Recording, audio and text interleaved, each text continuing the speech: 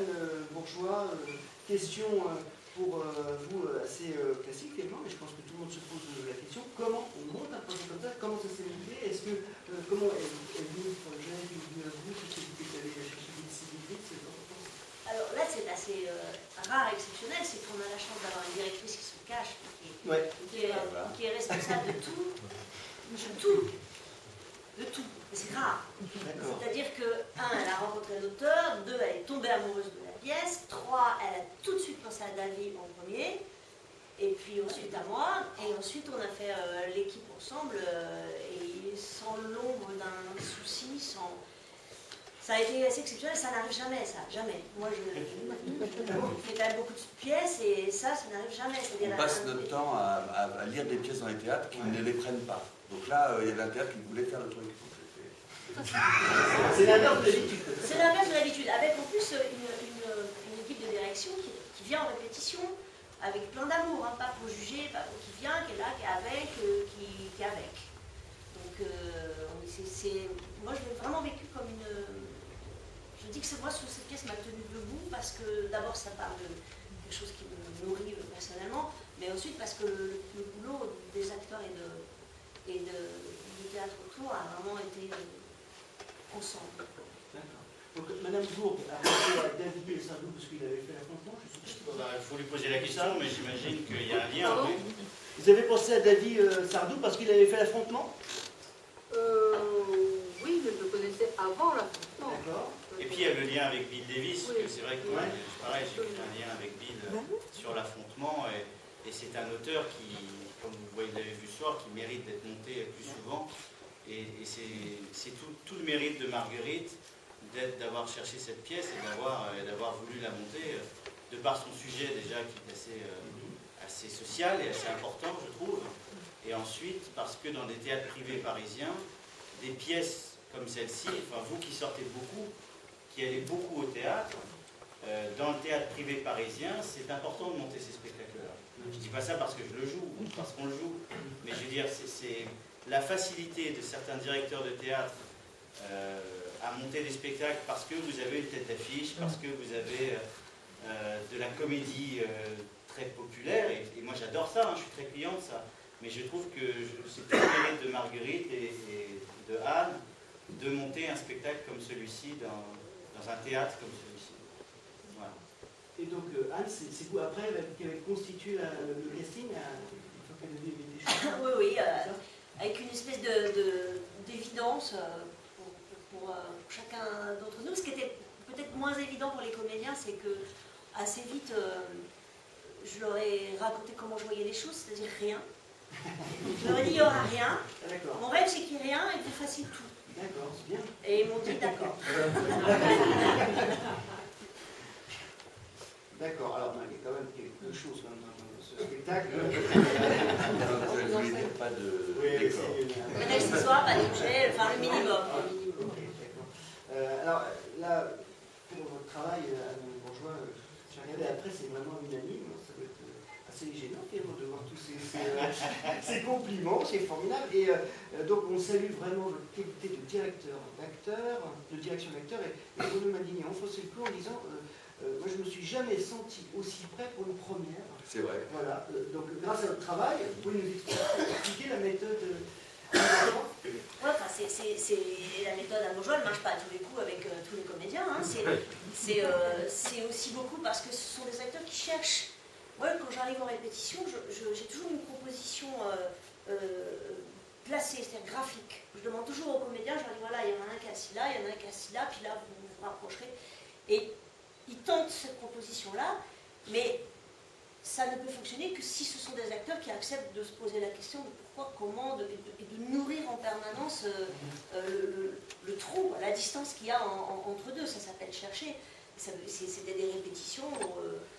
Je pense qu'on a cherché exactement le contraire de ce qu'on a pu voir là. Enfin, on n'a pas arrêté de travailler sans arrêt. C'était des répétitions très belles, très intenses, parce que les acteurs allaient chercher au fond d'eux des choses qui étaient très intimes aussi, pour que ce ne soit pas un travail superficiel. Donc c'est combien de temps de... On a travaillé tout le mois de juin, après on ne s'est pas vu du tout en juillet, et ensuite le 2 ou 3 août, on a repris le boulot, et la 26 août. Alors, j'ai vu sur le site du théâtre que vous avez rencontré au lycée Lévis. Quelles sont ses intentions sur cette pièce-là? J'entends certains qui disent que c'est une pièce sociale. Est-ce qu'il a voulu, à votre avis, faire bouger les lignes à l'intérieur de l'Église catholique ou il ne faut pas avoir ce débat? Il a passé une quinzaine de jours. Je ne pense pas qu'il veut provoquer le débat, mais en tout cas, la pièce provoque le débat. Elle n'a pas été écrite récemment, elle a été écrite en 2000. Donc, ça veut dire qu'on le joue maintenant en France. Elle a été jouée aux États-Unis dans une version où il y avait 7 personnages et pas 4. Donc là, elle est jouée en France, alors qu'il y a des événements autour du mariage pour tous. Mais c'est un hasard. La pièce est suffisamment bien construite pour qu'elle fasse réfléchir, à mon avis, les spectateurs, pas uniquement sur le mariage pour tous, mais sur leur engagement. Voilà. Donc ça va bien au-delà du problème du mariage pour tous, pour moi. Et puis c'est une pièce qui parle avant tout d'amour aussi. Effectivement, c'est un peu construit comme une comédie sociale, mais c'est une pièce où on parle d'amour, de ce que c'est que s'engager, ou dans la foi, ou dans une relation, et de ce que c'est de faire un vœu et de le tenir jusqu'au bout. Et ça, c'est quelque chose d'assez universel finalement, qui va au-delà du sujet d'actualité. Je discutais avec les adhérents, les Arscott, la pièce, et ils me disent « Oh non, non, c'est rentré dans les mœurs ».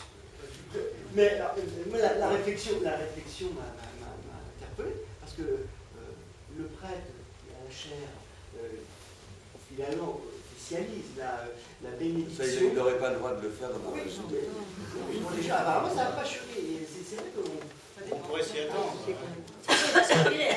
Comment Il se fait virer de l'Église catholique. Il me rejoint. C'est ma version. Là, c'est pas possible. Aujourd'hui, c'est pas possible. Ah non, toujours pas. Toujours pas possible. Donc là, sur cette dernière scène, on peut dire que Bill Sédivis voudrait tenter de faire bouger. Je pense qu'il essaye d'ouvrir les esprits, bien sûr. Puis lui-même, il a Oui, il a écouté le séminaire. Quand on lui pose la question, il se passe quoi après? Moi, je lui ai posé la question, il se passe quoi après? Il dit, ben, je sais pas. Non, mais c'est vrai. C'est une sorte de suicide aussi de ton personnage. C'est-à-dire en annonçant quelque chose qui est totalement interdit par l'Église catholique, c'est une façon de dire aussi advienne que pourra, je vais me faire virer et peut-être qu'il va, on ne sait pas ce qui va se passer, qu'il va quitter la prêtrise ou pas, on ne sait pas.